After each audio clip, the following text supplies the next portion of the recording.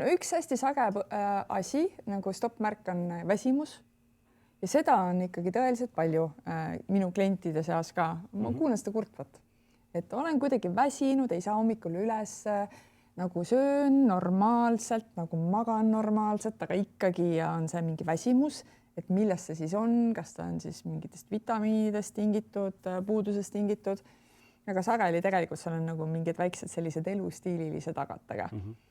Siis on näiteks mingi selline märkamatu kaalutõus, et olen justkui tubli, käin trennis, toitun tervislikult, toidukorrad on regulaarsed, aga kuidagi seal, eriti seal 40+, seal vanuses hakkab tekkima nii-öelda kehale mingeid huvitavaid nurki lisaks või hakkab nagu natuke rohkem kõhukest tulema ette ja nii edasi.